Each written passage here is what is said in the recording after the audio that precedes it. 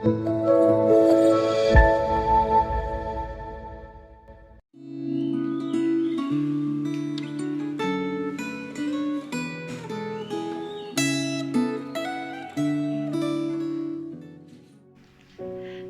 Bapak Ibu, Saudara dan Saudari yang terkasih dalam Tuhan. Bersyukur hari ini kita diberikan kesempatan sekali lagi untuk merenungkan dan membaca firman Tuhan. Saat teduh hari ini diambil dari 1 Raja-Raja 3 dari Gema mengenai hal yang menyenangkan Tuhan.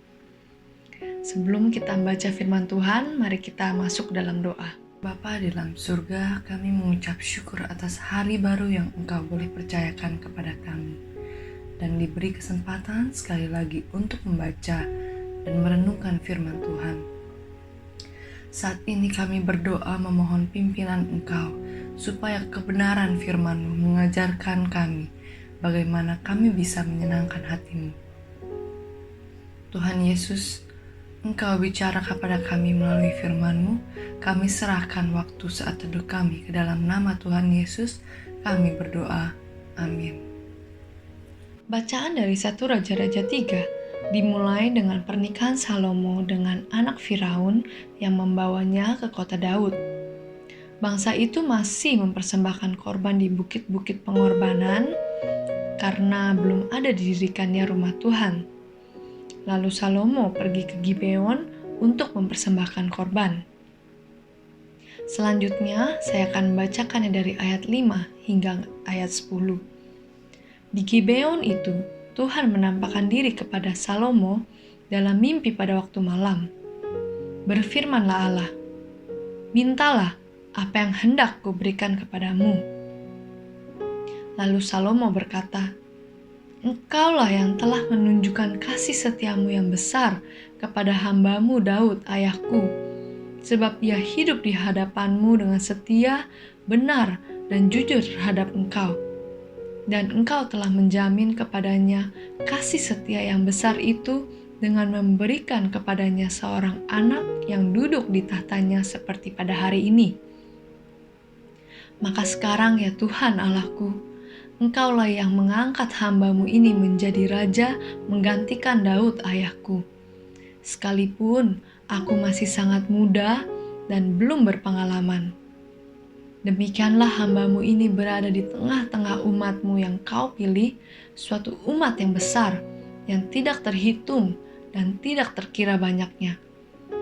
Maka berikanlah kepada hamba-Mu ini hati yang faham, menimbang perkara untuk menghakimi umat-Mu dengan dapat membedakan antara yang baik dan yang jahat. Sebab, siapakah yang sanggup menghakimi umat-Mu yang sangat besar ini?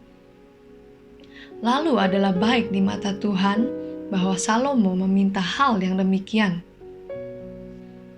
Raja Salomo di sini tidak memulai dengan sebuah permintaan, tetapi Raja Salomo mulai dengan mengenang apa yang telah dilakukan Tuhan terhadap ayahnya.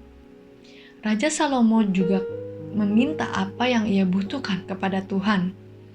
Salomo memohon hikmat dari Tuhan karena dia takut akan Tuhan. Ia mengakui bahwa dirinya masih sangat muda dan belum berpengalaman, tetapi dia memiliki tanggung jawab yang besar sebagai pemimpin orang-orang yang dipilih Tuhan dengan jumlah yang sangat banyak. Oleh karena itu, dia meminta hati yang paham menimbang perkara untuk menghakimi umat Tuhan, sehingga ia dapat membedakan antara yang baik dan yang jahat. Tuhan menilai permintaan itu sebagai permintaan yang baik, karena Raja Salomo memikirkan kesejahteraan orang lain, bukan untuk kesejahteraan dirinya sendiri. Tuhan senang terhadap permintaan Salomo, sehingga permintaan tersebut bukan hanya dikabulkan, tetapi Tuhan menambahkan berkat yang lain.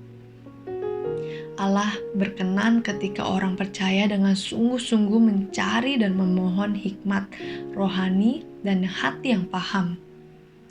Kiranya kita juga belajar untuk tidak menganggap enteng apa yang sudah Tuhan percayakan untuk kita. Hal yang lebih membuat Salomo gentar adalah kalau Tuhan tidak berkenan apa yang dia kerjakan. Salomo menjalankan semua itu untuk Tuhan. Tuhanlah yang harus kita senangkan. Memohon kepada Tuhan agar kita bisa diberikan bijaksana dan hikmat untuk mampu menimbang dengan tepat apa yang harus kita lakukan untuk Tuhan. Siapa yang sanggup dengan kekuatan sendiri untuk menyenangkan hati Tuhan? Yang merasa dirinya tidak sanggup, biasanya dialah yang akan mencoba dengan cara terbaik untuk mengerjakan bidangnya dengan sebaik mungkin. Kita belajar dari Raja Salomo. Kesungguhan hati Raja Salomo untuk menggumulkan bagaimana menjalankan panggilan dari Tuhan, inilah yang membuat Raja Salomo sadar bahwa dia perlu hikmat dari Tuhan.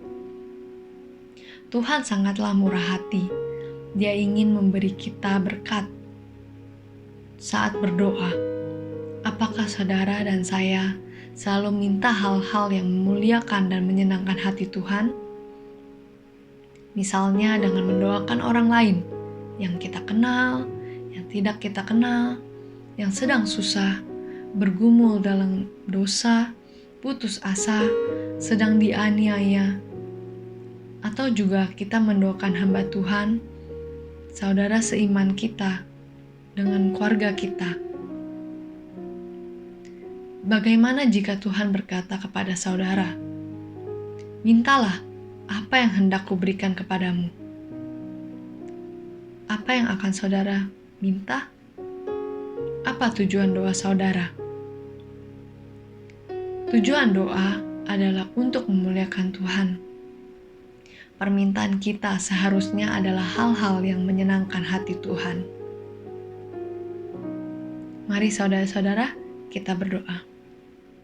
Bapa dalam surga, terima kasih untuk kebenaran firman-Mu melalui kisah Raja Salomo, di mana kami diajarkan untuk tidak melihat kepada diri kami sendiri, tetapi melihat bagaimana diri kami mau dipakai untuk menjadi berkat bagi banyak orang, sehingga nama-Mu lah yang dimuliakan dan disenangkan. Saat ini kami juga berdoa, berikan kami hati untuk memulai berdoa bagi orang lain. Mungkin dari mereka ada yang sedang sakit ataupun susah, Tuhan Engkau berikan mereka kekuatan dan penghiburan, supaya mereka melihat ada tangan-Mu yang selalu menopang dan berjalan bersama-sama dengan mereka. Kami serahkan hidup kami dan aktivitas kami untuk hari ini dan esok hari ke dalam tangan-Mu. Hanya dalam nama Tuhan Yesus kami mengucap syukur dan berdoa. Amin. Demikianlah pembacaan Gema pada hari ini, kiranya Tuhan memberkati kita semua.